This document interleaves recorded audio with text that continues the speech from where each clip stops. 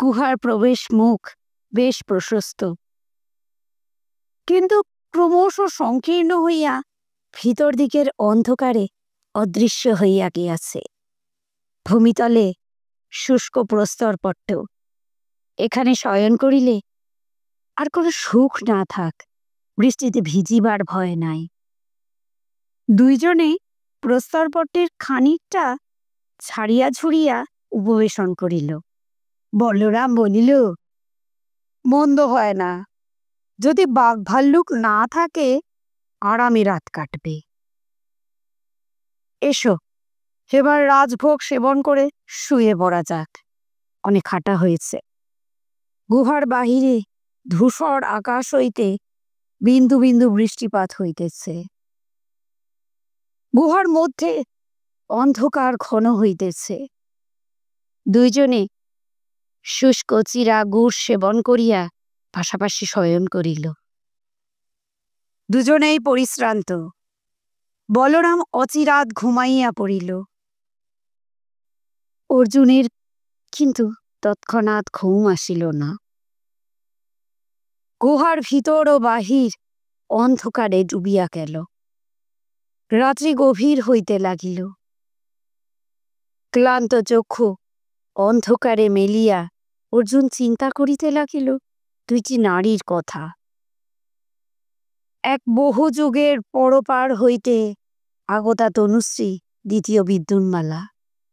একজন সামান্য দেবদাসী, অন্যজন রাজকুমারী, কিন্তু তাহাদের জীবন এক স্থানে ঐক্য আছে। তাহারা যাহা কামনা করিয়াছিল তাহা পায় নাই। নিয়তির পক্ষপাত নাই। নিয়তির কাছে রাজকন্যা এবং দেবদাসী সমান। অর্জুনের মনের মধ্যে রাজকন্যা ও দেবদাসী একাকার হইয়া গেল। গুহার মধ্যে শীতল জলসিক্ত বায়ুর মন্দ প্রবাহ রহিয়াছে। বায়ুপ্রবাহ গুহামুখের দিক হইতে আসিতেছে না, ভিতর দিক হইতে আসিতেছে। অর্জুন কিছুক্ষণ তাহা অনুভব করিয়া ভাবিল, গুহার মধ্যে তো বায়ু চলাচল থাকে না, বদ্ধ বাতাস থাকে। তবে কি এ গুহা নয়, সুড়ঙ্গ? পাহাড়ের পেট ফুরিয়া অপর প্রান্তে বাহির হইয়া রহিয়াছে।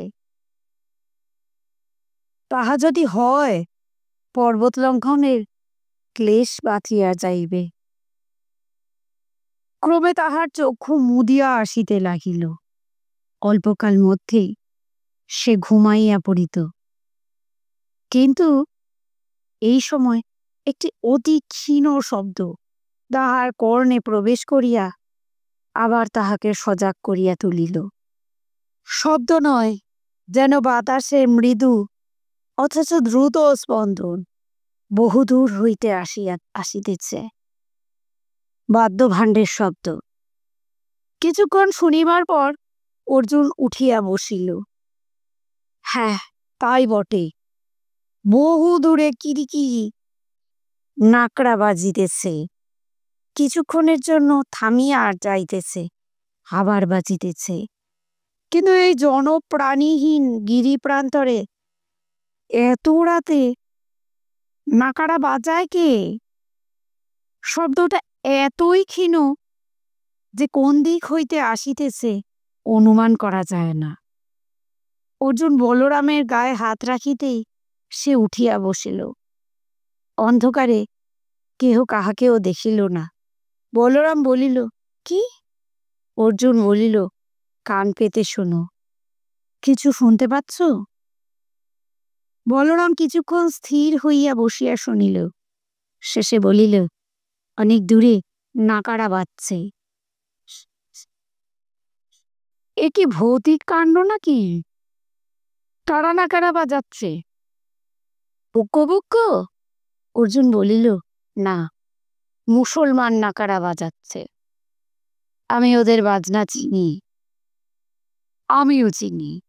বলরাম আরো খানিকক্ষণ শুনিয়া বলিল, তাই বটে, খিটিমিটি খিটিমিটি খিটখিট। কিন্তু মুসলমান এলো থেকে? পাহাড়ের ওপারে হয়তো বহুমনি রাজা তা হতে পারে, কিন্তু পাহাড় ডিঙিয়ে এত দূরে নাকারার শব্দ আসবে? কেন আসবে না? এই গুহা যদি সুড়ঙ্গ হয় তাহলে আসতে পারে। সুড়ঙ্গ? অর্জুন বায়ু চলাচলের কথা বলিল। শুনিয়া বলরাম বলিল, সম্ভব। উপত্যকায় যখন মানুষের বসতি ছিল তখন তারা এই সুড়ঙ্গ দিয়ে পাহাড় পার হতো। এখন মানুষ নেই, গুহাটা পড়ে আছে। কিন্তু মুসলমানেরা গুহার ওপারে কি করছে? পরে কি নগর আছে? জানি না, সম্ভব মনে হয় না। বলরাম একটু নীরব থাকিয়া বলিল, আজ রাত্রে আর ভেবে কোনো লাভ নেই, শুয়ে পড়ো, কাল সকালে উঠে দেখা যাবে। বলরাম শয়ন করিল। অর্জুন উৎকর্ণভাবে বসিয়া রহিল। কিন্তু দুরাগত নাকারা ধ্বনি আর শোনা গেল না। তখন সেও শয়ন করিল। পরদিন প্রাতে যখন তাহাদের ঘুম ভাঙিল তখন সূর্যোদয় হইয়াছে। মেঘ ভাঙা সজল রৌদ্র গুহামুখে প্রবেশ করিয়াছে। বলরাম বলিল, এসো দেখা যাক, এটা গুহা কি সুড়ঙ্গ? দুইজনে গুহার অভ্যন্তরের দিকে চলিল। নবদিতে সূর্যের আলো অনেক দূর পর্যন্ত গিয়াছে। সে আলোতে পথ দেখিয়া চলিল। গুহা ক্রমশ সংকীর্ণ হইয়া আসিতেছে। দুইজন পাশাপাশি চলা যায় না। অর্জুন আগে আগে চলিল। হনুমান দুই রজ্জু সিধা গিয়া রন্ধ্র তেরচা ভাবে মোড় ঘুরিল। এখানে আর সূর্যের আলো নাহি। প্রথমটা ছায়া ছায়া, তারপর সূচি ভেদ্য অন্ধকার। অর্জুন তাহার লাঠি দুইটি ভল্লের ন্যায় সম্মুখে বাড়াইয়া সন্তর্পণে অগ্রসর হইল। হনুমান আর দুই রজ্জু গিয়া লাঠি প্রাচীরে ঠেকিল। আবার একটা মোড়, এবার বাঁ দিকে। মোড় ঘুরিয়া কয়েক পা গিয়া অর্জুন দাঁড়াইয়া পড়িল। হঠাৎ অন্ধকার স্বচ্ছ হইয়াছে। বেশ খানিকটা দূরে চতুষ্কোণ রন্ধ্রের মুখে সবুজ আলোর ঝিলিমিলি। অর্জুন বলিল, সুড়ঙ্গই বটে। সুড়ঙ্গ ক্রমশ প্রশস্ত হইয়াছে, কিন্তু সুড়ঙ্গের শেষে নির্গমনের রন্ধ্রটি বৃহৎ নয়। ব্রস্য অনুমান 2 হস্ত, খাড়াই 3 হস্ত। একজন মানুষের বেশি একসঙ্গে প্রবেশ করিতে পারে না। অর্জুন ও বলরাম রন্ধ্রমুখ দিয়া বাহির দিকে উকি মারিল। যাহা দেখিল তাহাতে তাহাদের দেহ শক্ত হইয়া উঠিল। রন্ধ্রমুখের চারিপাশে ও নিম্নি যেসব ঝোপঝাড় জন্মাইয়াছিল তাহা কাটিয়া পরিষ্কৃত হইয়াছে। রন্ধ্রমুখ হইতে জমি ক্রমশ ঢালু হইয়া প্রায় 20 হাত নিচে সমতল হইয়াছে। সমতল ভূমিতে বড় বড় গাছের বন। গাছগুলি কিন্তু ঘন সন্নিবিষ্ট নয়। গাছের ফাঁকে ফাঁকে বহুদূর পর্যন্ত নিষ্পাদপ ভূমি দেখা যায়। উন্মুক্ত ভূমির উপর সারি সারি অসংখ্য তালপাতার ছাউ।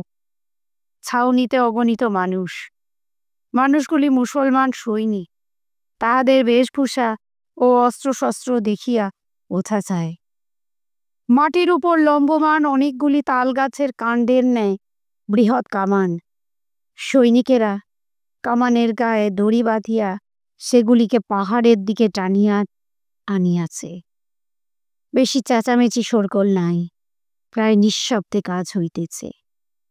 বলরাম কিছুক্ষণ এই দৃশ্য নিরীক্ষণ করিয়া অর্জুনের হাত ধরিয়া ভিতর দিকে টানিয়া লইল।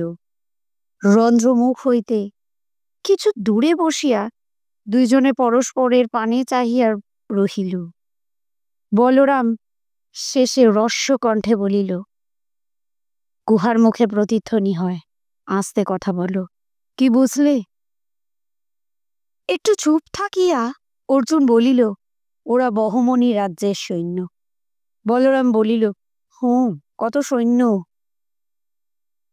ছাউনি দেখে মনে হয় 10,000-এর কম নয়, পিছনে আরো থাকতে পারে।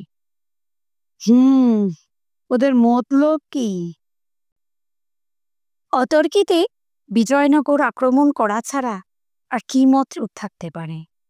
ওরা এই সুড়ঙ্গের সন্ধান জানে, তাই সুড়ঙ্গের মুখ থেকে ঝোপঝাড় কেটে পরিষ্কার করে রেখেছে। এই দিকে সৈন্যরা বিজয়নগরে প্রবেশ করবে।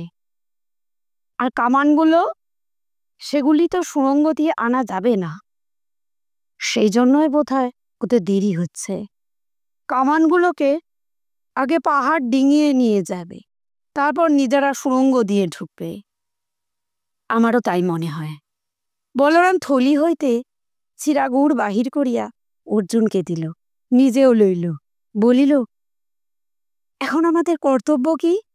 অর্জুন বলিল, এদের কার্যকলাপ আরো কিছুক্ষণ লক্ষ্য করা দরকার। আমরা যা অনুমান করছি তা ভুলও হতে পারে। দুজনে নির্জলা প্রাতরাশ শেষ করল। বলরাম বলিল, ইতিমধ্যে আমার ছোট্ট কামানে বারুদ তৈরি হয়ে থাকি। কেউ যদি সুড়ঙ্গে মাথা গলায়, তাকে বধ করব। অর্জুন বলল, প্রস্তুত থাকা ভালো, আমারও ফল্য আছে। বলরাম থলি হইতে কামান বাহির করিল। কামানে বারুদ ও গুলি ভরিয়া নারিকেল ছোবড়ার দড়ির মুখে চকমকি ঠুকিয়া আগুন ধরাইল।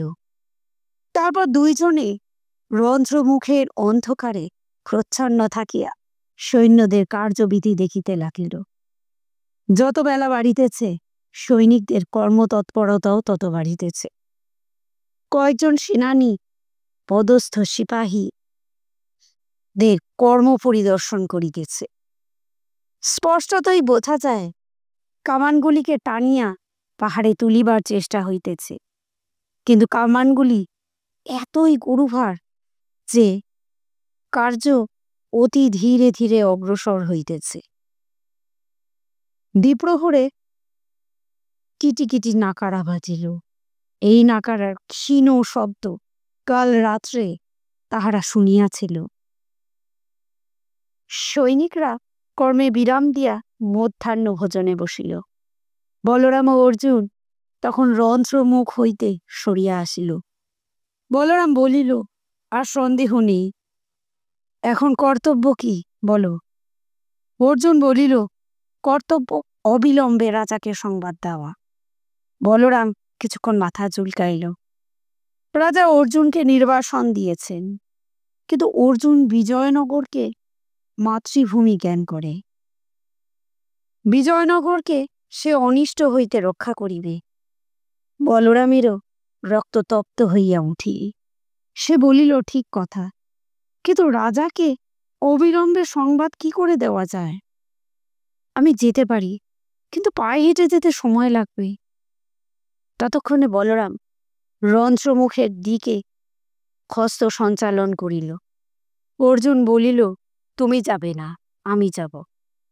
বলরাম চমকিয়া বলিল, তুমি যাবে? কিন্তু রাজ্যের মধ্যে ধরা পড়লেই তো তোমার মুন্ড যাবে।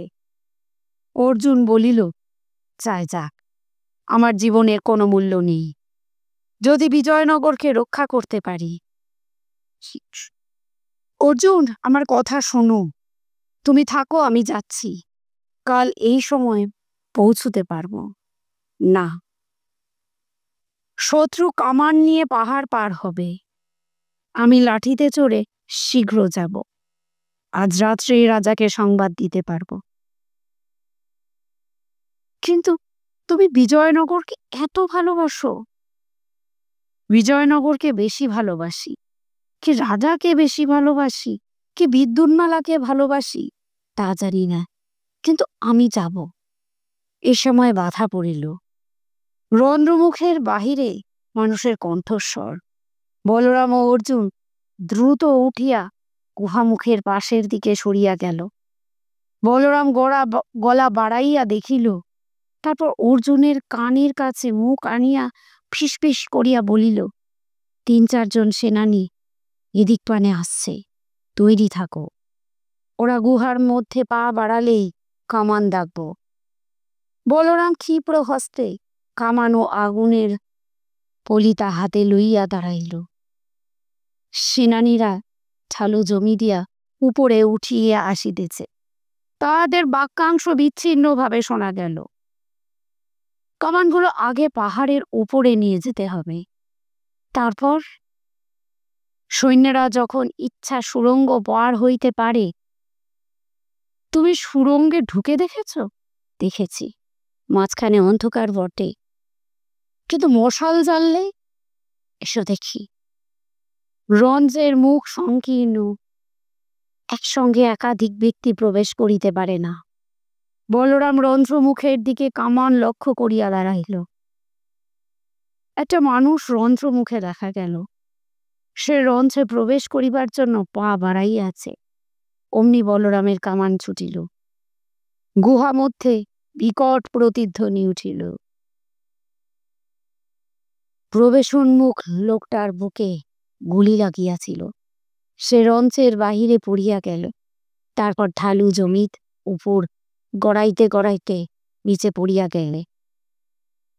অন্য যাহারা সঙ্গে ছিল তাহারা এই অভাবনীয় বিপর্যয়ের ভয়ে চিৎকার করিতে করিতে ছুটিয়া পালাইল। বলরাম উত্তেজিতভাবে অর্জুনের কানে কানে বলিল, তুমি যাও, রাজাকে খবর দাও, আমি এখানে আছি। যতক্ষণ বারুদ আছে ততক্ষণ কাউকে গুহায় ঢুকতে দেব না। সে আবার কামানে গুলি বারুদ ফরিতে লাগিলে। চললাম। অর্জুন একবার বলরামকে ভালো করে দেখিয়া লইয়া সুড়ঙ্গ মধ্যে প্রবেশ করিল। হয়তো আর দেখা হইবে না। সুড়ঙ্গের পূর্ব প্রান্তে নির্গত হইয়া অর্জুন আকাশের পানে চাহিল। মেঘ ঢাকা আকাশে ছাই ঢাকা অঙ্গারের মতো সূর্য একটু পশ্চিমে ঢলিয়াছে। এখনো 1.5 প্রহর বেলা আছে। এই বেলা বাহির হইয়া পড়িলে সন্ধ্যার পর বিজয়নগরে পৌঁছানো যাবে। অর্জুন উপত্যকায় নামিল। তারপর লাঠিতে চড়িয়া পূর্বমুখে দীর্ঘায়িত বদোদ্দয় চালিত করিয়া দিল। তেজস্বী অশ্ব যেরূপ শীঘ্র চলে, অর্জুন সেই রূপ শীঘ্র চলিয়াছে। তবু তাহার মনঃপুত হইতেছে না।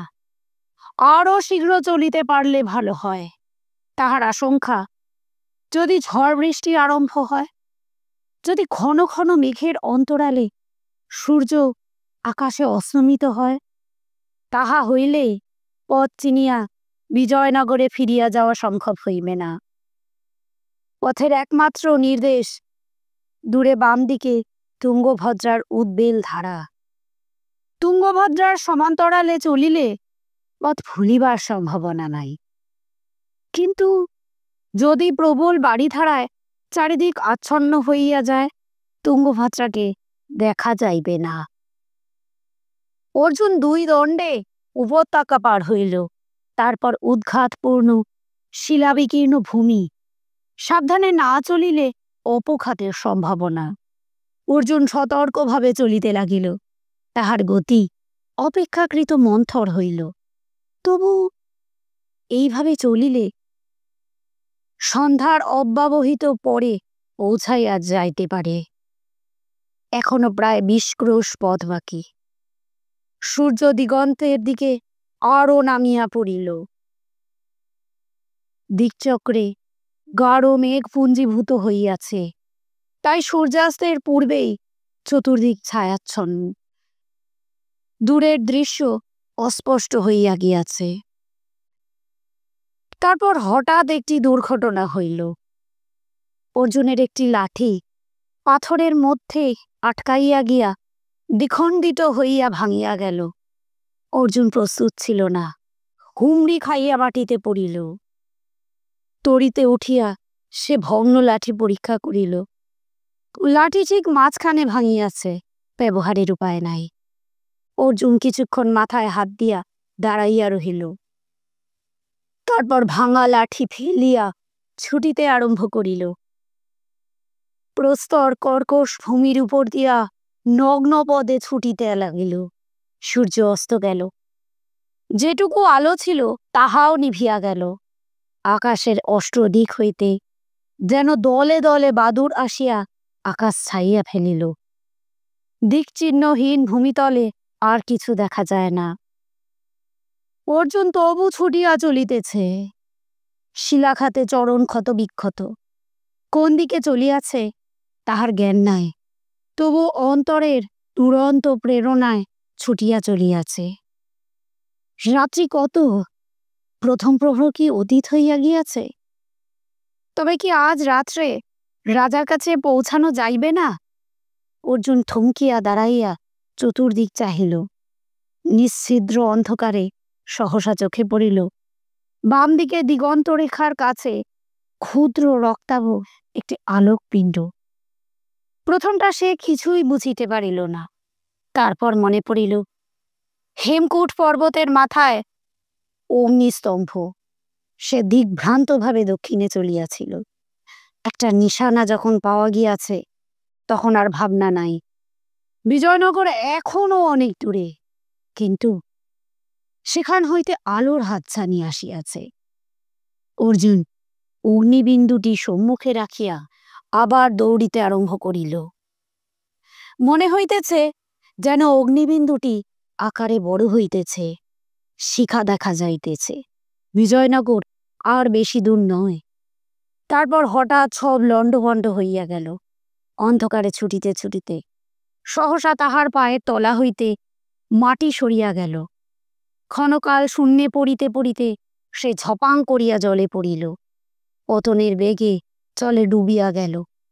তারপর যখন সে মাথা জাগাইল তখন ভরা নদীর খরস্রোত তাহাকে ঠেলিয়া লইয়া চলিয়াছে।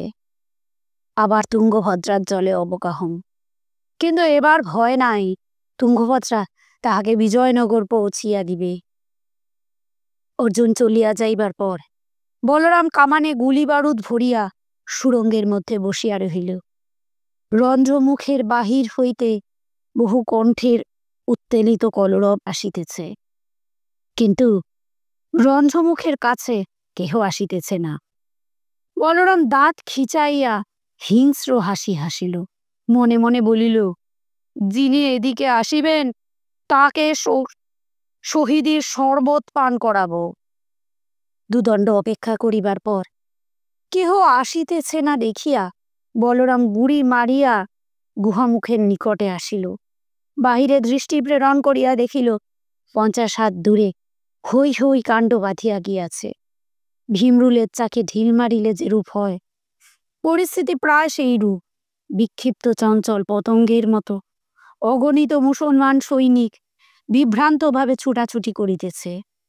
অধিকাংশ সৈনিক কোটি হইতে তরবারি বাহির করিয়া আস্ফালন করিতেছে, কিন্তু মৃতদেহটা যেখানে গড়াইয়া পড়িয়াছিল সেখানেই পড়িয়া আছে। কেহ তাহার নিকট আসিতে সাহস করে নাই।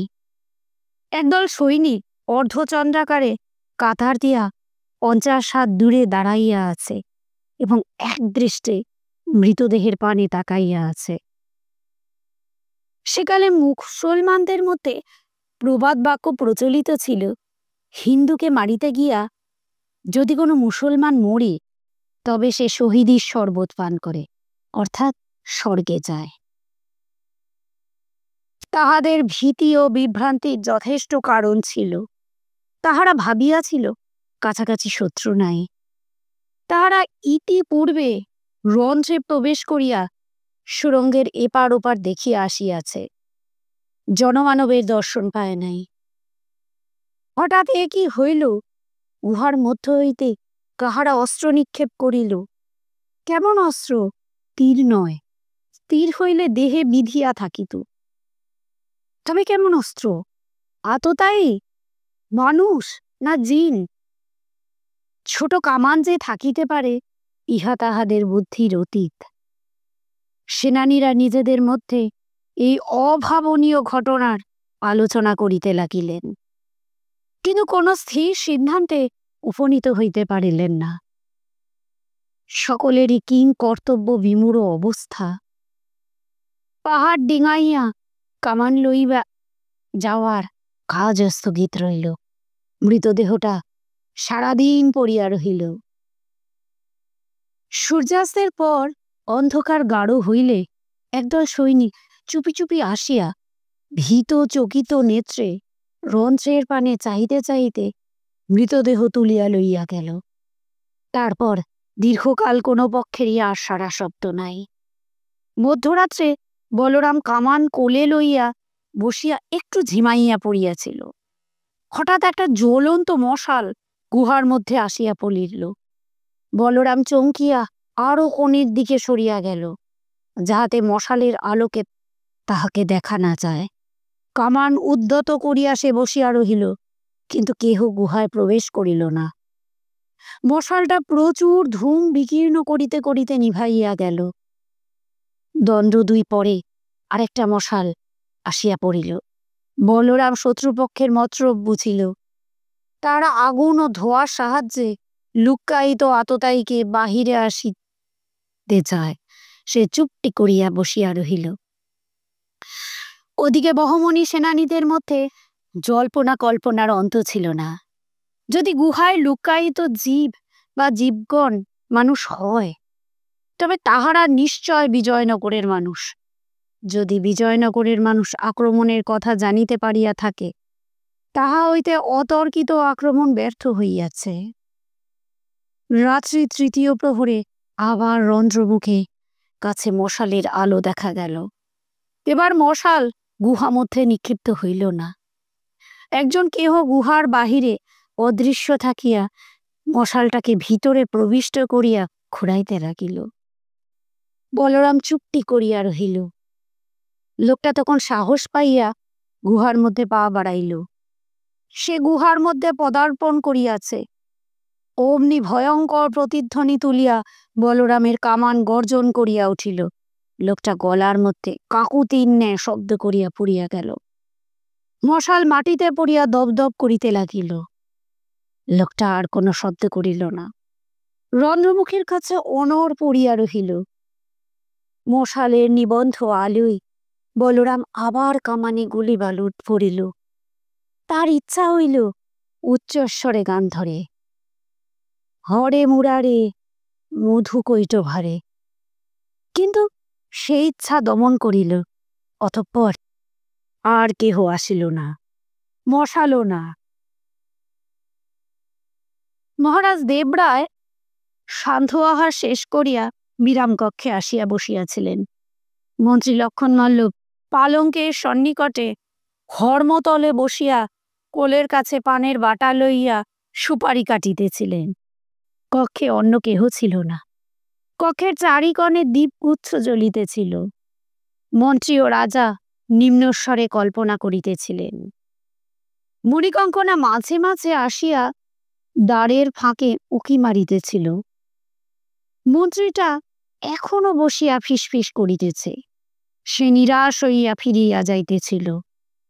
রাধা শেষ পর্যন্ত বিদ্যুন্মালা সম্বন্ধে সকল কথা মন্ত্রীকে বলিয়াছিল। সমস্যা দাঁড়াইয়াছিল বিদ্যুন্মালাকে লইয়া কি করা যায়। অনেক আলোচনা করিয়াও সমস্যার নিষ্পত্তি হয় নাই। সহসা বহির্দ্বারের ওপারে প্রতিহার ভূমি হইতে উচ্চ বাক্যালাপের শব্দ শোনা গেল।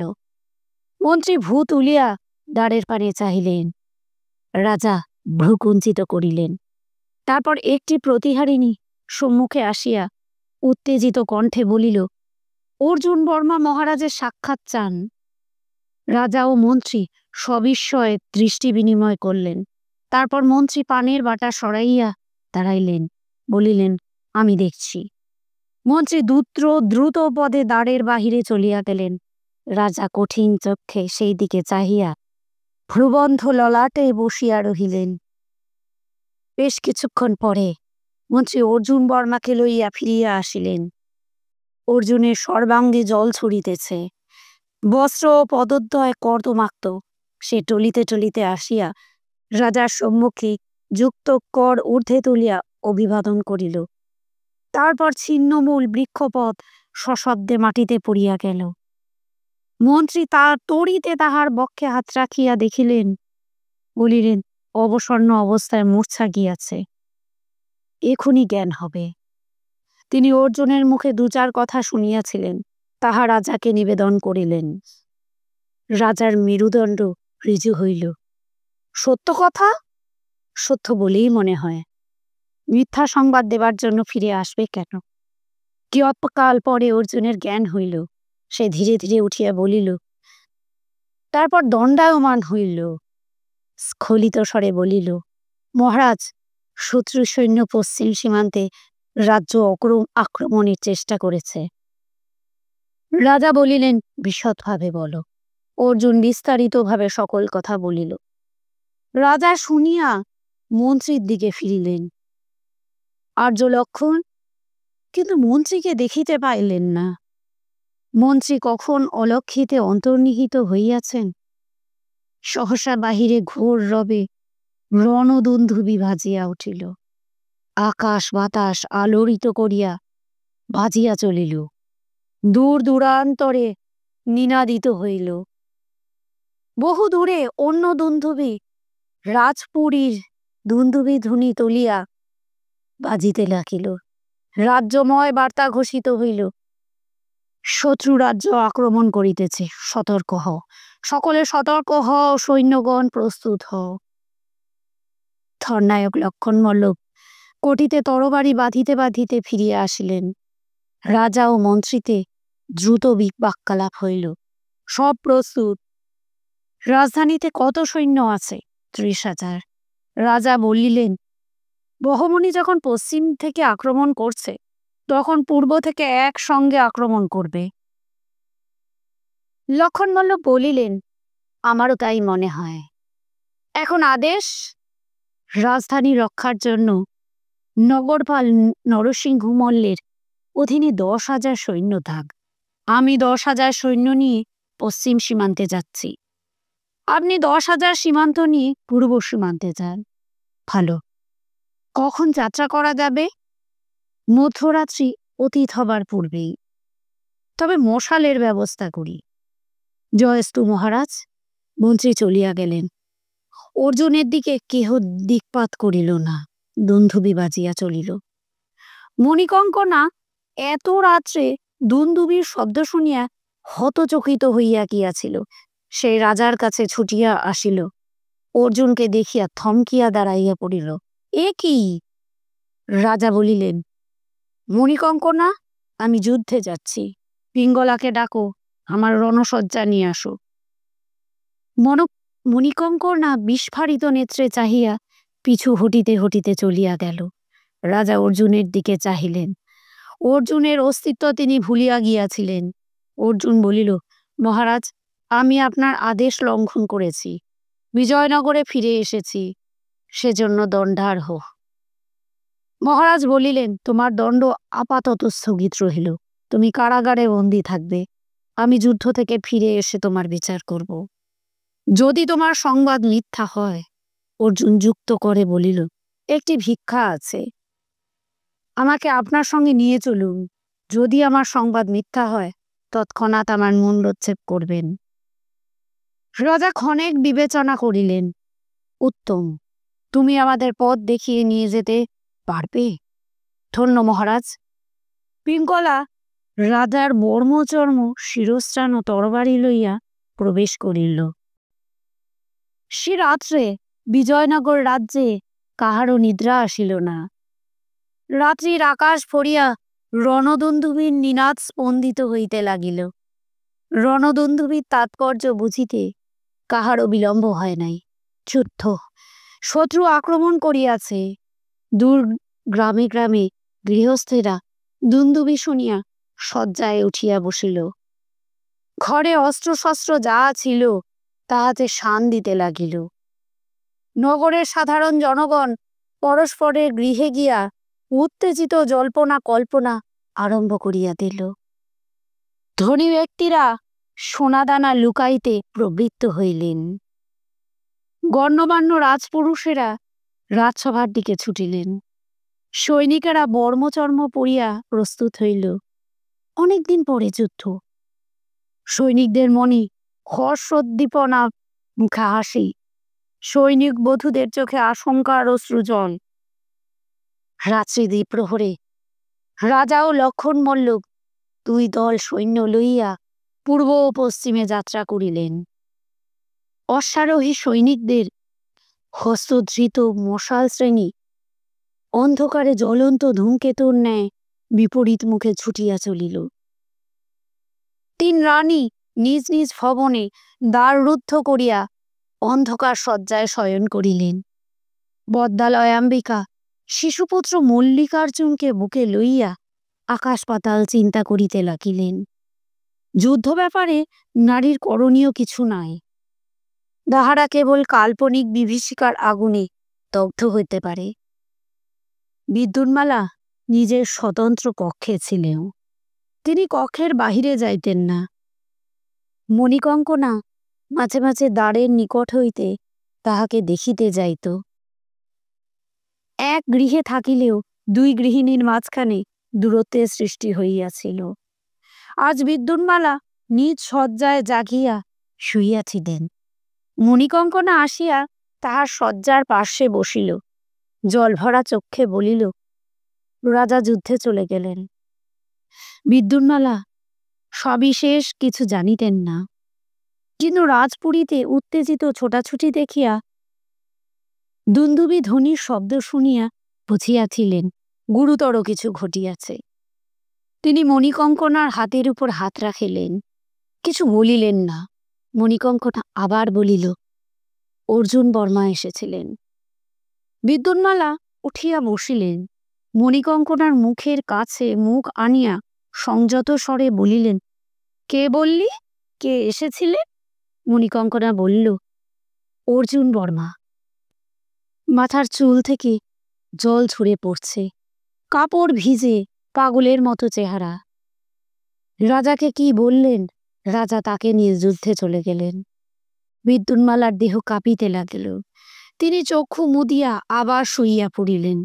তিনি জানিতেন রাজা অর্জুন বর্মাকে নির্বাসন দিয়াছেন। তারপর হঠাৎ কি হইল? অর্জুন বর্মা ফিরিয়া আসিলেন কেন? অনিশ্চয়ের সংশয়ে রাজার অন্তর মথিত হইয়া উঠিল। মণিকঙ্কনার অন্তরে অন্য প্রকার মন্থন চলিতেছে। রাজা যুদ্ধে গিয়াছেন, যাহারা যুদ্ধে যায় তাহারা সকলে ফিরিয়া আসে না। রাজা যদি ফিরিয়া না আসেন? সে অবসন্নভাবে বিদ্যুন্মালার পাশে শয়ন করিল।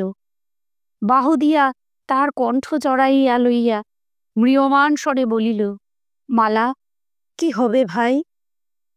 বিদ্যুন্মালা উত্তর দিলেন না। সারা রাত্রি দুই ভগিনী পরস্পরের গলা জড়িয়া জাগিয়া রহিলেন।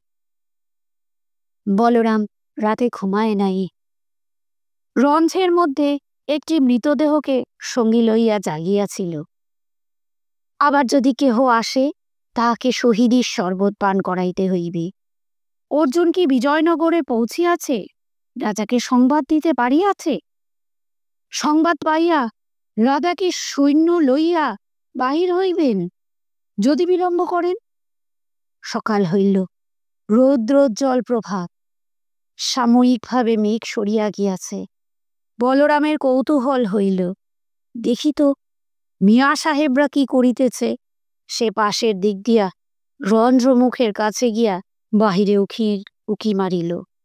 যাহা দেখিল তাহাতে হৃৎপিণ্ড থক করিয়া উঠিল। মুসলমান সৈনিকেরা একটা প্রকাণ্ড কামান ঘুরিয়া সুরঙ্গের দিকে লক্ষ্য স্থির করিয়াছে এবং তাহাতে বারুদ ভরিতেছে। উদ্দেশ্য সহজেই অনুমান করা যায়। কামান দাগিয়া তাহারা গুহামুখে ভাঙিয়া দিবে। সেখানে যে অদৃশ্য শত্রু লুকাইয়া আছে তাহাকে বধ করিবে। বলরাম দেখিল কামানের গোলা রঞ্চের মধ্যে প্রবেশ করিলে জীবনের আশা নাই। সে আর বিলম্ব করিল না। ছোলা লইয়া যে পথে আসিয়াছিল সেই পথে দ্রুত ফিরিয়া চলিল। প্রথম বাঁকের মুখে আসিয়া সে দেখিল এই স্থান বহুলাংশে নিরাপদ। কামানের গোলা সিধা পথে চলে, মোড় ঘুরিয়া আসিতে পারিবে না। সে বাঁক অতিক্রম করিয়া সুরঙ্গ মধ্যে দাঁড়াইয়া রহিল। কিছুক্ষণ পরে বিকট শব্দ করিয়া কামানের গোলা রন্ধ্র মধ্যে আসিয়া পড়িল। বড় পাথরের চাই ভাঙিয়া রন্ধ্রমুখ বন্ধ হইয়া গেল। ভাগ্যক্রমে ভগ্ন প্রস্তরখণ্ডগুলি বলরামের নিকট পৌঁছিল না। এতক্ষণে যতটুকু আলো ছিল তাহাও নিভিয়া গেল। নিশ্ছিদ্র অন্ধকারের মধ্যে বলরাম হাত বাড়াইয়া গুহা প্রাচীর অনুভব করিতে করিতে পূর্বমুখে চলিল। মুসলমানেরা যদি ইতিমধ্যে পাহাড় ডিঙাইয়া শৃঙ্গের পূর্ব দিকে পৌঁছিয়া থাকে, তাহা হইলে অর্জুন রাজাকে লইয়া ফিরিবে কি না, কখন ফিরিবে কে জানে। কিছু দূর অগ্রসর হইবার পর একটা ধ্বনির অনুসরণ বলরামের কানে পৌঁছিল। মানুষের কণ্ঠস্বর দূর হইতে আসিতেছে, কিন্তু পাষাণ গাত্রে প্রতিহত হইয়া বিকৃত হইয়াছে। শব্দের অর্থবোধ হয় না। বলরাম স্থির হইয়া দাঁড়াইয়া শুনিল, ধ্বনি ক্রমশ কাছে আসিতেছে, স্পষ্ট হইতেছে। তারপর কণ্ঠস্বর পরিষ্কার হইল, বলরাম ভাই। মহাস্বরে বলরাম চিৎকার করিয়া উঠিল, অর্জুন ভাই। অন্ধকারে হাতে হাত ঠেকিল, দুই বন্ধু আলিঙ্গনাবদ্ধ হইল। বলরাম, ভাই তুমি বেঁচে আছো? আছি। তুমি রাজার দর্শন পেয়েছ? পেয়েছি। রাজা 10,000 সৈন্য নিয়ে উপস্থিত হয়েছেন। কামানের শব্দ শুনলাম, ওরা কামান ডাকছে। হ্যাঁ, কামান ডেকে গুহার মুখ উড়িয়ে দিয়েছে। যা, আর ভয় নেই, এসো। বিজয়নগরের 10,000 সৈন্য পর্বতের পদমূলে সমবেত হইয়াছিল। রাজার আদেশে তাহারা ঘোড়া ছাড়িয়া দিয়া পর্বত পৃষ্ঠে আরোহণ করিল।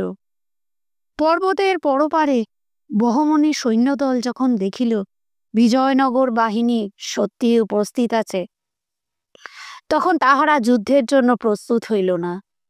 কামান ও ছত্রাবাস ফেলিয়া চলিয়া গেল।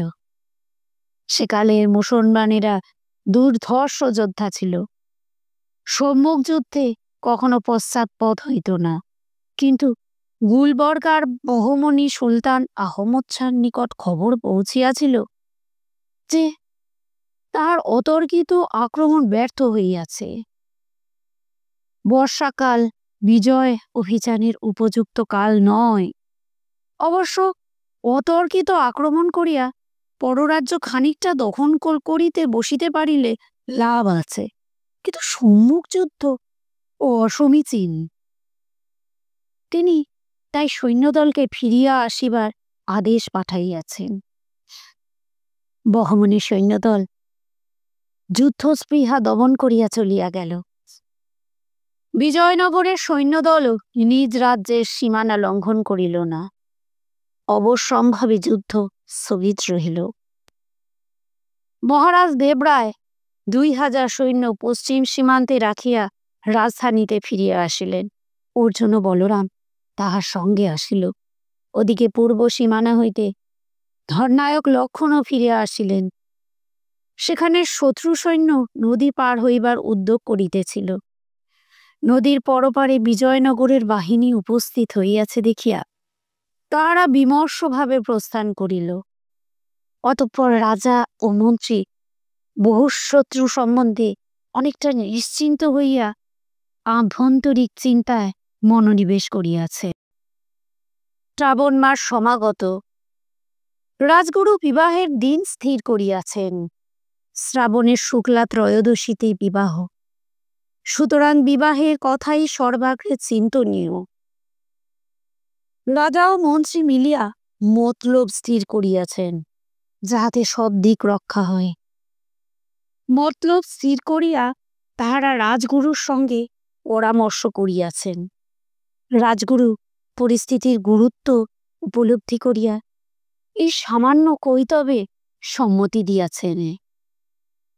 একদিন দ্বিপ্রহরে মধ্যাহ্নভোজের সমাপন করিয়া মহারাজ বিরাম কক্ষে আসিয়া বসিলেন।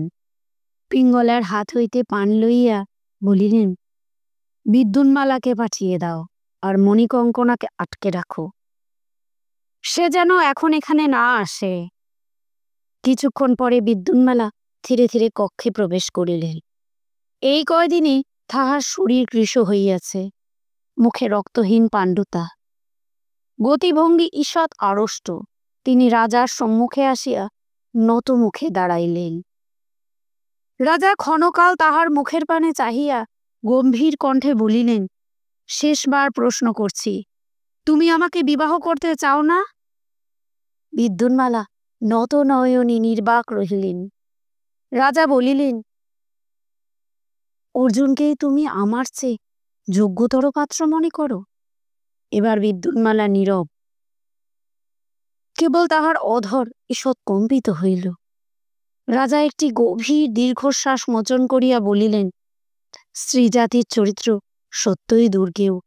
যা হোক, তুমি যখন পণ করেছ অর্জুনকে ছাড়া আর কাউকে বিবাহ করবে না, তখন তাই হবে, অর্জুনের সঙ্গেই তোমার বিবাহ দেব। বিদ্যুন্মালার মুখ অতর্কিত ভাব সংঘাতে অনির্বচনীয় হয়ে উঠল। অধরষ্টে বিবৃত হইয়া থরথর কাঁপিতে থাকিল। তিনি একবার ভয়সংকুল চক্ষু রাজার দিকে তুলিয়া আবার নত করিয়া ফেলিলেন। তারপর কম্পিত দেহে ভূমির উপর রাজার পদমূলে বসিয়া পড়িলেন। রাজা আঙুল তুলিয়া বলিলেন, কিন্তু একটি শর্ত আছে। বিদ্যুন্মালা ভয়ে ভয়ে আবার চক্ষু তুলিলেন। শর্ত? কিরূপ শর্ত? রাজা বলিলেন, তোমার বিদ্যুন্মালা নাম আর চলবে না। আজ থেকে তোমার নাম মণিকঙ্কনা, বুঝলে? বিদ্যুন্মালা কিছুই বুঝিলেন না। কিন্তু ইহাই যদি শর্ত হয়, তবে ভয়ের কি আছে? তিনি ক্ষীণ বাষ্পরুদ্ধ স্বরে বলিলেন, যথা আজ্ঞা আর্য। রাজা তখন ব্যাখ্যা করিয়া বলিলেন, আমি গজপতি ভানুদেবের কন্যা বিদ্যুন্মালাকে বিবাহ করব বলে তাকে এখানে এনেছি। কিন্তু তুমি যদি অর্জুনকে বিবাহ করো, তাহলে আমার প্রতিশ্রুতি ভঙ্গ হয়। সুতরাং আজ থেকে তোমার নাম মণিকঙ্কনা। যাও, আসল মণিকঙ্কনাকে পাঠিয়ে দাও। বিদ্যুন্মালা নত হইয়া রাজার পায়ের উপর মাথা রাখিলেন। উদ্বেলিত অশ্রুধারায় রাজার চরণ নিষিক্ত হইল।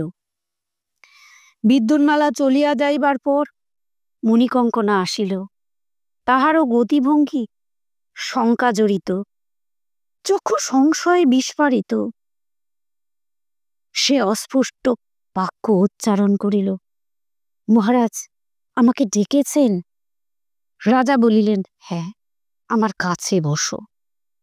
মণিকঙ্কনা আসিয়া পালঙ্কের পাশে বসিল, বলিল, মালা, কাঁদছে কেন? রাজা বলিলেন, আমি বকেছি। আমি তাহাকে বিয়ে করতে চাই না, তাই বকেছি। মণিকঙ্কনার মুখ ধীরে ধীরে উৎফুল্ল হইয়া উঠিতে লাগিল। সে এক দৃষ্টে রাজার মুখের পানে চাহিয়া রহিল। রাজা বলিলেন, ও যখন আমাকে বিবাহ করিতে চায় না, তখন তোমাকেই আমি বিবাহ করব। কেমন, রাজি? মণিকঙ্কনার মুখখানি আনন্দে উত্তেজনায় ভাস্বর হইয়া উঠিল। রাজা তর্জনী তুলিয়া বলিলেন, কিন্তু একটি শর্ত আছে। আজ থেকে তোমার নাম বিদ্যুন্মালা। মণিকঙ্কনা নামটা আমার মোটেই পছন্দ না, এই শর্ত। বিগলিত হাস্যে মণিকঙ্কনা মহারাজের কোলের উপর লুটাইয়া পড়িল। সন্ধ্যার পর মহারাজের বিরাম কক্ষে দীপাবলি জ্বলিয়াছে। রাজা একটি কোষ বন্ধ তরবারি কোলের উপর লইয়া পালঙ্কে বসিয়া আছেন। পালঙ্কের পাশে ভূমিতে বসিয়া মন্ত্রী নির্লিপ্তভাবে কুচকুচ সুপারি কাটিতেছেন। অর্জুন বর্মা আসিয়া প্রণাম করিয়া দাঁড়াইল। নাগরিকের ন্যায় পরিচ্ছন্ন বেশবাস, হাতে অস্ত্র নাই। রাজা তাহার আপাদমস্তক দেখিলেন। তারপর ধীর গম্ভীর স্বরে বলিলেন, অর্জুন বর্মা, আমার আদেশে তুমি বিজয়নগর থেকে নির্বাসিত হয়েছিলে। সে আদেশ আমি প্রত্যাহার করলাম। তুমি দেশভক্তির চূড়ান্ত পরিচয় দিয়েছ। নিজের প্রাণ তুচ্ছ করে মাতৃভূমিকে বিপদ থেকে উদ্ধার করেছ। তোমাকে আমার তুরঙ্গ বাহিনীর সেনানী নিযুক্ত করলাম। এই নাও তরবারি। অর্জুন নত জানু হইয়া দুই হস্তে তরবারি গ্রহণ করিল। তারপর রাজা হাত নাড়িয়া তাহাকে বিদায় দিবার উপক্রম করিলে মন্ত্রী রাজার পানে চাহিলেন। রাজা বলিলেন, হ্যাঁ, ভালো কথা। আগামী শুক্লা ত্রয়োদশী তিথিতে কলিঙ্গ রাজকন্যার সঙ্গে তোমার বিবাহ, প্রস্তুত থেকো। অর্জুন হতবুদ্ধিভাবে কিছুক্ষণ দাঁড়াইয়া রহিল, তারপর আভূমি প্রণাম করিয়া চলিয়া গেল। অর্জুনের পর বলরাম আসিল, প্রণাম করিয়া রাজার পায়ের কাছে মাটিতে পড়িল। রাজা কিছুক্ষণ কঠোর নেত্রে তাকে নিরীক্ষণ করিয়া বলিলেন, তুমি আমার অজ্ঞাতসারে অর্জুনের সঙ্গে পালাইয়াছিলে, সেজন্য দণ্ডার্হ। বলরাম হাত জোর করিল, মহারাজ, ছেলেটা বড় কাতর হয়ে পড়েছিল, তাই সঙ্গে গিয়াছিলাম। মহারাজ বলিলেন, তুমি কটা ম্লেচ্ছ মেরেছ? বলরাম বিরস মুখে বলিল, আজ্ঞা, মাত্র 2টি। বলরাম সেদিন বিজয়নগর ত্যাগের পর হইতে সমস্ত ঘটনা বিবৃতি করিল। শুনিয়া রাজা কিছুক্ষণ চুপ করিয়া রহিলেন। শেষে দীর্ঘ নিঃশ্বাস ছাড়িয়া বলিলেন, সমস্তই দৈবের লীলা, হয়তো এজন্যই হুক্কমুক্ক এসেছিলেন। যা হোক, উপস্থিত তোমাদের ক্ষিপ্র বুদ্ধির জন্য বিপদ নিবারিত হয়েছে। তুমি যদিও দণ্ডনীয়, তবু তোমাকে পুরস্কৃত করব। উপাধানের তলদেশ হইতে একটি সোনার অঙ্গদ বাহির করিয়া বলরামকে দিলেন। উপাধানের তলদেশ হইতে একটি সোনার অঙ্গদ বাহির করিয়া রাজা বলরামকে দিলেন। এই নাও অঙ্গদ, পরিধান করো। এখন থেকে তুমি প্রধান রাজকর্মকার। অস্ত্রাগারের সমস্ত কর্মকার তোমার অধীনে কাজ করবে। বলরাম বাহুতে অঙ্গদ পরিল, মাটিতে মাথা ঠেকাইয়া প্রণাম করিল। তারপর আবার হাত জোড় করিল। মহারাজ, দিনের একটি নিবেদন আছে। রাজা বলিলেন, ভয় নেই, তোমার গুপ্তবিদ্যা প্রকাশ করতে হবে না। বলরাম বলিল, ধন্য মহারাজ, আরেকটি নিবেদন আছে। আবার নিবেদন? কি নিবেদন? মহারাজ, আমি বিবাহ করতে চাই। মহারাজের মুখে ধীরে ধীরে কৌতুক হাস্য ফুটিল। তুমিও বিবাহ করতে চাও? কাকে? মহারাজ, তার নাম মঞ্জিরা, আপনার অন্তঃপুরে রন্ধনশালার দাসী। তার পিতৃপরিচয় আছে? আছে মহারাজ। মঞ্জিরার পিতার নাম বীরভদ্র, তিনি মহারাজের হাতিশালার একজন হস্তিপক। তার অনুমতি চাইতে গিয়েছিলাম, তিনি বলিলেন, মহারাজ যদি অনুমতি দেন তার আপত্তি নেই। রাজা কৌতূহল ভরা চক্ষে কিছুক্ষণ বলরামকে নিরীক্ষণ করিয়া বলিলেন, বীরভদ্রের যদি আপত্তি না থাকে, আমারও আপত্তি নেই। তুমি ধূর্ত বাঙালি, তোমাকে বেঁধে রাখবার জন্য কঠিন শৃঙ্খল চাই। এখন যাও, আগামী শুক্লা ত্রয়োদশীর দিন তোমার বিবাহ হবে। বলরাম মহানন্দে প্রণাম করিতে করিতে পিছু হটিয়া কক্ষ হইতে নিষ্ক্রান্ত হইল। রাজা মন্ত্রীর পানে চাহিয়া রহিলেন, হাসিলেন, মন্দ হয় না, একসঙ্গে 3টে বিবাহ।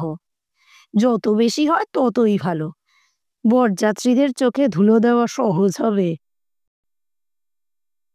রাজা এবং রাজকুলোদ্ভব পাত্রপাত্রীদের বিবাহ হইবে পম্পাবতীর মন্দিরে, ইহাই চিরাচরিত বিধি। রাজার অনুমতি থাকিলে অন্য বিবাহ পম্পাবতীর মন্দিরে সম্পাদিত হইতে পারে। রাজার বিবাহের তিথি জনসাধারণের মধ্যে প্রচারিত হইবার পর রাজ্যময় উৎসবের ধুম পড়িয়া গেল।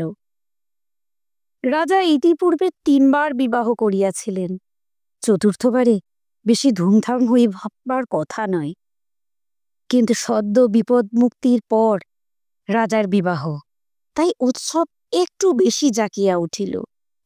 গৃহে গৃহে পুষ্পমালা দুলিল, নানা বর্ণের কেতন উড়িল। নাগরিকরা দলবদ্ধভাবে গীত গাইতে গাইতে নগর প্রদক্ষিণ করিতে লাগিল। চতুষ্পথে চতুষ্পথে বাজিকরের খেলা, মাঠে মাঠে মল্লযোদ্ধাদের বাহ্যাস্ফোট, হাতির লড়াই, তুঙ্গভদ্রার বুকে বিচিত্র নৌকাপুঞ্জের সম্মিলিত জলকেলি। বিজয়নগরের প্রজাগণ রাজাকে ভালোবাসে, স্বতঃপ্রবৃত্ত হইয়া উৎসবে গা ঢালিয়া দিয়াছে। রাজসভার প্রাঙ্গণেও বিপুল মণ্ডপ রচিত হইয়াছে। সেখানে অহরাত্র পান ভোজন, রঙ্গরস, নৃত্য গীত চলিয়াছে। তারপর বিবাহের দিন আসিয়া উপস্থিত হইল। সূর্যোদয়ের সঙ্গে সঙ্গে নগরে বিরাট হইচই পড়িয়া গেল। হাতি ঘোড়ার শোভাযাত্রা, সৈন্যবাহিনী বাজনা বাজাইয়া সদর্পে কুচকাওয়াজ করিতে লাগিল। দলে দলে নাগরিক নাগরিকা মহার্ঘ বস্ত্রে ভূষিত হইয়া পম্পাবতীর মন্দিরের দিকে ধাবিত হইল। তাহারা রাজার বিবাহ দেখিবে। রাজবৈদ্য দামোদর স্বামী একটি ভৃঙ্গারে কোহল লইয়া অতিথি ভবনে উপস্থিত হইলেন। রসরাজ সবেমাত্র প্রাতকৃত্য সম্পন্ন করিয়া জলযোগে বসিয়াছিলেন। দামোদর স্বামী দ্বারের নিকট হইতে ডাকিলেন, বন্ধু, আমি এসেছি। ক্ষীণ দৃষ্টি রসরাজ গলা শুনিয়া চিনিতে পারিলেন। আরে বন্ধু, এসো এসো। দামোদর আসিয়া বসিলেন। ভৃঙ্গারটির সম্মুখে রাখিয়া বলিলেন, আজ মহা আনন্দের দিন, তাই তোমার জন্য একটু বেশি কোহল এনেছি। সদ্য প্রস্তুত তাজা কোহল, তুমি একটু চেখে দেখো। ও বড় উত্তম কথা। আমার কোহল প্রায় ফুরিয়ে এসেছে, সুতরাং এসো, তোমার কোহলই পান করা যাক। দুই বন্ধুর উৎসব আরম্ভ হইয়া গেল। ওদিকে অন্যান্য কন্যাযাত্রীরাও উপেক্ষিত হয় নাই। এতদিন তাহারা রাজার আতিথ্যে পানাহার বিষয়ে পরম আনন্দেই ছিল, কিন্তু আজ তাহাদের সমাদর 10 গুণ বাড়িয়া গেল। রাজপুরী হইতে ভারে ভারে মিষ্টান্ন পকান্ন উপস্থিত হইয়াছে, সেই সঙ্গে কলস কলস সুরা। একদল রাজপুরুষ আসিয়া মিষ্ট ভাষায় সকলকে অনুরোধ উপরোধ নির্বন্ধ আরম্ভ করিয়া দিলেন। একবার স্বয়ং রাজা আসিয়া সকলকে দর্শন দিয়া গেলেন। কন্যাযাত্রীরা মাতিয়া উঠিল। অপর্যাপ্ত পানাহারের সঙ্গে সঙ্গে অঙ্গভঙ্গি সহকারে নৃত্য গীত লম্ভচম্প ক্রীড়া কৌতুক আরম্ভ করিয়া দিল। ফলে বিবাহের লগ্নকাল যখন উপস্থিত হইল, তখন দেখা গেল অধিকাংশ কন্যাযাত্রী ধরাশায়ী। যাহাদের একটু সংজ্ঞা আছে, তাহারা বিগলিত কণ্ঠে অশ্লীল গান গাইতেছে এবং নিজ উদ্দেশ্যে মৃদঙ্গ বাজিতেছে। রসরাজের অবস্থাও অনুরূপ। বস্তুত গান না গাইলেও তিনি মৃদু স্বরে কাব্যশাস্ত্রের রসালো স্থানগুলি আবৃত্তি করিতেছেন এবং মৎসিক্ত মসৃণ হাস্য করিতেছেন। কয়েকজন রাজপুরুষ আসিয়া তাহাকে গরুর গাড়িতে তুলিয়া বিবাহস্থলে লইয়া গেল, কারণ তিনি কন্যাকর্তা। বিবাহ বাসরে উপস্থিত তাহার একান্ত প্রয়োজন। রাজপুরুষেরা রসরাজকে লইয়া বিবাহ সভায় পুরোভাগে বসাইয়া দিল। পাশাপাশি 3 জোড়া বর কন্যা বসিয়া আছে। রসরাজ দেখিলেন 6 জোড়া বর কন্যা। তিনি পাত্রপাত্রী মুখ চোখ ভালো করিয়া দেখিতে পাইলেন না, কিন্তু ভালো করিয়া দেখিবার কি আছে, তাহার মনে বড় আনন্দ হইল।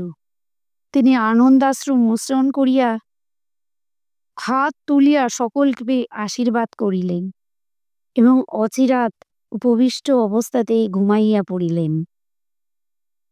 যথাকালে বিবাহ ক্রিয়া স্থগিত হইল। সকলে জানিল কলিঙ্গের রাজকন্যা বিদ্যুন্মালার সঙ্গে রাজার বিবাহ হইয়াছে। সন্দেহের কোনো কারণ নাই, তাই কেহ কেহ সন্দেহ করিল না। দর্শকেরা আনন্দধ্বনি করিতে করিতে সন্তুষ্ট চিত্তে গৃহে ফিরিয়া গেল। বিজয়নগর হইতে দূরে তুঙ্গভদ্রার শিলাবন্ধুর সৈকতে ছোট্ট গ্রামটির কথা ভুলিলে চলিবে না। সেখানে মন্দোদরীকে লইয়া ত্রিপিটক মূর্তি আছেন। মন্দোদরীর মনে কোনো খেদ নাই, সে একটি স্বামী পাইয়াছে। গ্রামবধূরা তাহাকে রাধিয়া খাওয়ায়। ইতিমধ্যে সে গ্রামের ভাষা আয়ত্ত করিয়াছে, সকলের সঙ্গে প্রাণ খুলিয়া কথা বলিতে পারে। আর কি চাই? গ্রামে তাহার মন বসিয়া গিয়াছে। সারা জীবন এই গ্রামে কাটাইতে পারিলে সে আর কিচ্ছু চায় না। ত্রিপিটকের মনের অবস্থা কিন্তু মন্দোদরীর মতো নয়। প্রায় ৩ মাস গ্রামের পরিবেশে তাহার কাছে অসহনীয় হইয়াছে, কিন্তু স্বদেশে ফিরিবার আশা তিনি ছাড়েন নাই। এখানে ছাগল চড়ানো বিশেষ কষ্টকর কর্ম নয়, কিন্তু আত্মমর্যাদার হানিকর। তিনি রাজশ্যালক, এ কথা কিছুতেই ভুলিতে পারেন না। সেদিন দ্বীপ্রহরে আকাশ লঘু মেঘে ঢাকা ছিল। সূর্য থাকিয়া থাকিয়া ঘুমটা সরাইয়া নববধূর মতো সলজ্জ দৃষ্টিপাত করিতেছিল। ত্রিপিটক ভোজনান্তে ছাগলের পাল লইয়া বনের দিকে যাইবার পূর্বে মন্দোদরীকে বলিয়া গেলে, নদীর ধারে যাবি যদি নৌকা আসে? মন্দোদরী বলিল, আচ্ছা গো, আচ্ছা। ৩ মাস ধরে নদীর ধারে যাচ্ছি, আজও যাব, কিন্তু কোথায় নৌকা? তারা কি এখনো বসে আছে? কোন কালে দেশে ফিরে গেছে? তবু যাস। ত্রিপিটক গভীর নিঃশ্বাস ফেলিয়া ছাগল চড়াইতে চলিয়া গেলেন। তাহার আশার প্রদীপ ক্রমেই নির্বাপিত হইয়া আসিতেছে। তারপর গ্রামের মেয়েরা ঘরের কাজকর্ম সারিয়া নদীতে জল আনিতে গেল। তখন মন্দোদরীও কলস কাঁখে তাহাদের সঙ্গে গল্প করিতে করিতে চলিল। মেয়েরা নদীর ঘাটে বেশিক্ষণ রহিল না। গা ধুইয়া নিজ নিজ কলসে জল ভরিয়া গ্রামে ফিরিয়া গেল। মন্দোদরী বালুর উপর পা ছড়াইয়া বসিয়া রহিল। স্নিগ্ধ পরিবেশ, আকাশে মেঘ ও সূর্যের লুকোচুরি খেলা, সম্মুখে খরস্রোতা নদীর কলধ্বনি। একাকিনী বসিয়া বসিয়া মন্দোদরীর ঘুম আসিতে লাগিল। বার ২ হাত তুলিয়া সে বালুর উপর কাত হইয়া শয়ন করিল, তারপর ঘুমাইয়া পড়িল। দিবানিদ্রার অভ্যাস তাহার এখনো যায় নাই। বেলা অতীত প্রহর অতীত হইবার মুখে সূক্ষ্ম বৃষ্টির ছিটা লাগিয়া তাহার ঘুম ভাঙিল। সে চোখ মুছিতে মুছিতে উঠিয়া বসিল। তারপর সম্মুখে নদীর দিকে দৃষ্টিপাত করিয়া এক্কেবারে নিষ্পলক হইয়া গেল। বৃষ্টির সূক্ষ্ম পর্দার ভিতর দিয়া দেখা গেল আগে পিছে ৩টি বহিত্র নদীর মাঝখান দিয়া পূর্বমুখে চলিয়াছে। পালতোলা বহিত্র ৩টি মনে হয় কোন অচিন দেশের পাখি, কিন্তু মন্দোদরীর প্রাণে বিন্দুমাত্র কবিত্ব নাই। সে দেখিল অচিন দেশের পাখি নয়, ৩টি অত্যন্ত পরিচিত বহিত্র কলিঙ্গ দেশে ফিরিয়া চলিয়াছে। মন্দোদরীর বুকের মধ্যে দুমদুম শব্দ হইতে লাগিল। সে ক্ষণকাল ব্যাহত চক্ষে চাহিয়া থাকিয়া মুখে আঁচল ঢাকা দিয়া আবার শুইয়া পড়িল। কি আপদ! নৌকাগুলি এতদিন বিজয়নগরেই ছিল? এতদিন ধরিয়া কি করিতেছিল? ভাগ্যে গ্রামের অন্য কেহ দেখিয়া ফেলে নাই? জয় দারুব্রহ্ম। ৩-৪ দণ্ড শুইয়া থাকিবার পর সে মুখের আঁচল সরাইয়া সন্তর্পণে উকি মারিল। তারপর গা ঝাড়া দিয়া উঠিয়া বসিল। নৌকা ৩টি চলিয়া গিয়াছে তুঙ্গভদ্রার শূন্য বুক। সূর্য ডুবুডুবু হইল। মন্দোদরী কলস কাখে লইয়া গজেন্দ্র কমনে ফিরিয়া চলিল। ত্রিপিটক গ্রামে গুহার সম্মুখে বসিয়া অপেক্ষা করিতেছিলেন। মন্দোদরীকে আসিতে দেখিয়া তাহার পানে সপ্রশ্ন ভ্রুভঙ্গি করিলেন। মন্দোদরী কলসটি গুহামুখের কাছে নামাইয়া হাত উল্টাইয়া বলিল, কোথায় নৌকা? বিছি বিছি ভূতের বেকার, কাল থেকে আমি আর যেতে পারবো না, যেতে হয় তুমি যেও। বলিয়া মন্দোদরী গুহা মধ্যে প্রবেশ করিল। চিপিটক আকাশের পানে চোখ তুলিয়া দীর্ঘশ্বাস ফেলিলেন।